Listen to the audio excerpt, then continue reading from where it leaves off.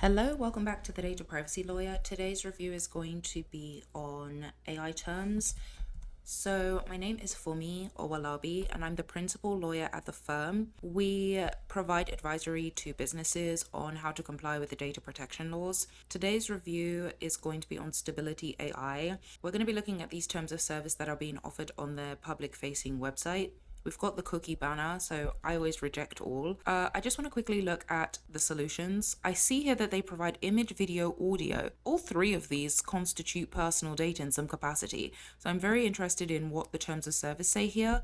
I don't know much about geography. I'm just going to scroll to the bottom and see if we can get some insight into where they're providing their products and services. Let's see. So they've got products for enterprise solution, gaming, image generation, audio generation. So there's so much overlap with privacy here, which is why I am conducting these reviews, because although artificial intelligence and privacy are not the same thing, there is a lot of overlap in terms of how AI is utilized by customers and individuals that have privacy implications. So I didn't see at the bottom where they are headquartered, and I'm not sure about geography, but that really influences.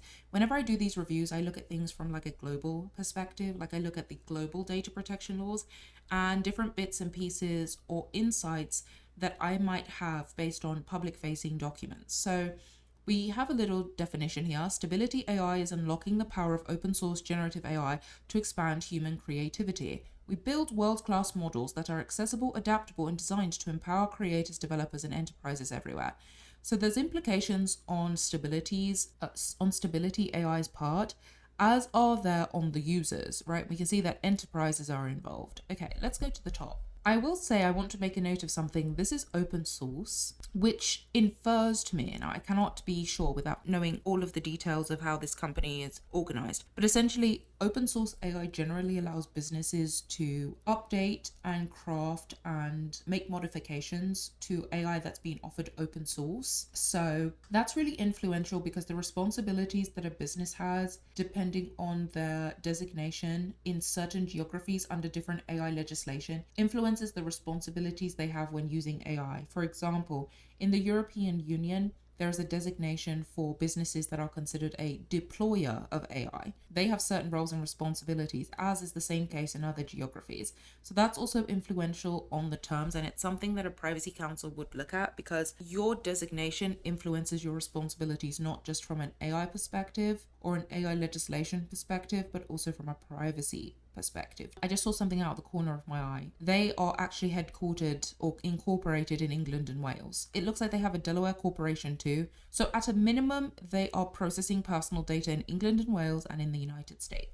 And that's influential because I've talked about in several reviews that geography matters. I said that in this review, I say it in all the reviews, but when you have your privacy counsel review and draft terms for you, you're looking at geographies that you're headquartered, but also where you offer your products and services. So I would say at a minimum that they are going to be providing services in England, and they definitely will be in the United States as well. By accessing our services, you agree to the terms, which govern your access to and use of, these products and our websites and any associated software applications and any underlying technologies, along with any future apps or services that link to these terms. The terms include I think this is meant to say use, so got a bit of a typo. These terms include I don't know what this word is meant to be. Please also read got another typo, which describes how we process personal data. We've got another thing here. If you're in the United States or Canada, you agree that disputes between you and Stability AI will be resolved by binding individual arbitration, and you waive your right to participate in a class action lawsuit or class-wide arbitration. We explain some exceptions and how you can opt out below in section 13. We've got another 13 here. I'm not sure what this is for. Stability AI is a multimodal generative AI company that develops cutting-edge models and products you can use to create and generate content or outputs. Okay, I love that they have definitions. Our services are provided to you by, depending on who you're contracting with. Now, why is this important?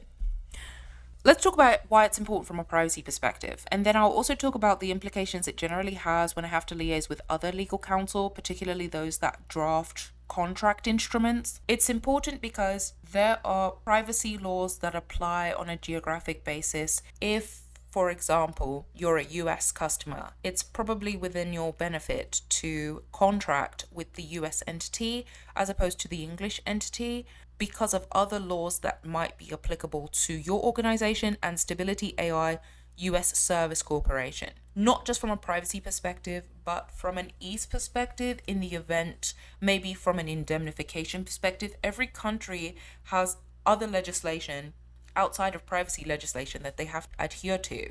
So from a privacy perspective, let's talk about transfer of data. If you are contracting with the UK or England entity, and there's going to be a transfer of personal data from England into the United States. I've spoken about before that the United States is considered a third country under specific data protection laws.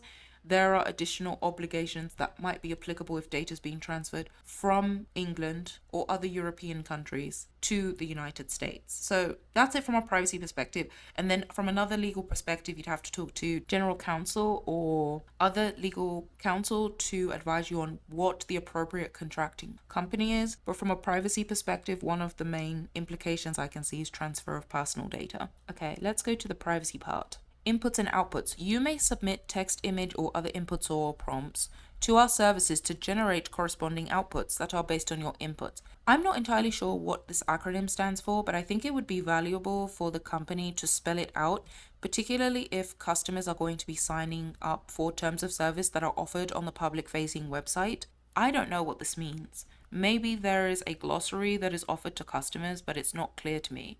And it seems like this appears here as well. You are responsible for all inputs you submit to our services, including inputs your end users submit to our services via your account. By submitting inputs to our services, you represent and warrant that you have all rights, licenses, and permissions that are necessary to provide inputs to our services. You also represent and warrant that your submission of inputs to us will not violate our terms, acceptable use policy, or any applicable laws and regulation. So one thing I would need to do is if I was providing advice to a customer that was going to engage with Stability, I'd need to review the terms that are being provided, because it's not just these terms of service, but also the acceptable use policy and any applicable laws or regulation. The value of having this type of sentence is, I talked about in another AI review about the use of a data broker and the use of sophisticated web scraping technologies that allow businesses in 2026 to obtain data in a manner that hasn't required them to rely on any type of legal basis. You can now purchase personal information. You can purchase it. Now, do you have the consent of the individuals to whom you've purchased their personal information? A lot of the times, no, if you're conducting a web scraping activity.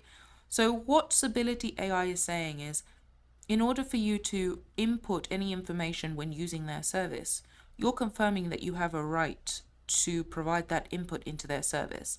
If you've scraped the web and you've obtained personal data on individuals in geographies where you're required to obtain their consent, then you don't have the right to input that data into their service, which is what they're trying to avoid. Now, from Stability AI's perspective, they're trying to protect their own interests from a liability perspective, and the responsibility it then places on the customer is making sure that they do have the right to input the data. So the customer now has the responsibility to look at their privacy practices and say, hey, we've obtained this personal data via this source. Maybe it is that a customer gave it to them. Then you have a legal basis, right? Because the customer has consented to using their information. Now, whether or not they've consented to you inputting it into Stability AI is another question, right? I like to give examples because I think sometimes these terms generally are directed at legal counsel. The understanding when you read this is not really for a non-legal audience. That's why I'm able to interpret it, because I'm a lawyer. But if you're a customer, generally you don't understand what these provisions mean. You might have some understanding, but what is the true implication of what you're signing up for? Which is why I think it's really important to have some type of counsel help you with reviewing terms of service before you sign up to a service from a provider, because they could be more detrimental to your business than you understand on its face. Reliance on outputs. Generative artificial intelligence is technology that is still developing, and outputs may not always contain accurate information or be as you intended. You are solely responsible for verifying the accuracy, legality, and appropriateness of any outputs before using or share them. Now, what is being said here is this is a product that is ever evolving. Some businesses should be very careful not to over rely on artificial intelligence when it provides a particular output for a number of different reasons. The AI is only as good as the data it's trained on, and data is constantly evolving. My height when I was 12 years old is not the height I am right now. That data has changed. If the AI has been trained on the data from when I was 12 years old, then it may not produce an output that's accurate for a business's purpose. I'm just using that as an example because I think it's important for people and businesses to understand what it is that they're agreeing to when they're looking at these different terms. And it's really important for businesses to make sure that they're not signing up for terms that could detrimentally impact the business. Our use of inputs and outputs. As described in our privacy policy, we may use inputs and outputs to improve and develop our services, but you can opt out to prevent us from using your inputs and outputs to train your models. I'm going to say something about this on its face, and it's something I would question. What's being said here is that you've automatically been opted in. They've not explicitly said that, but what they've said is we may use inputs and outputs to improve and develop our services, but they've not said with your consent. And then they've added, but you can opt out to prevent us from using your inputs and outputs. And you can learn more here. So you have the opportunity to opt out of what we're going to do. But we're not going to obtain your consent explicitly before we use your inputs and outputs to improve and develop our services. You can opt out of it, but you're automatically opted in if you sign up for these terms. Now, I haven't clicked on the learn more. That would be something that I would scrutinize. But if I was privacy counsel and a customer has asked me to review that, this is definitely a sentence that I would scrutinize. I think that businesses should have the opportunity to opt in to inputs and outputs. I don't think it should be something that's done automatically by a service provider. But again, it would require insight into the solutions and the models that are being provided. I find this term to be particularly interesting given what stability AI offers, which is image, video, and audio, all of which constitute personal data. So it depends on a business's usage. There's lots of questions that arise from me as a privacy counsel after reading this sentence. I think I saw that they had descriptions or definitions. Okay, here we go. I saw above that they had definitions. I think it would be valuable to have the definitions above and clearly here. I think definitions are really important in these AI terms for businesses because AI is still relatively new, and as this terms of service said, it's still developing. Most customers don't have the level of sophistication to understand the terminology that they're signing up to, I think, right now. With a counsel's assistance, they would have additional insight to be able to understand what exactly it is that they're signing up to. But I definitely think that every AI term of service should have definitions, particularly for a audience that don't have legal counsel. Not every business does. And it's really important for them to understand what it is that they're agreeing to when they're signing up for your service. So I really hope that you enjoyed this review. If you like this type of content, subscribe to my channel and I will see you in another review.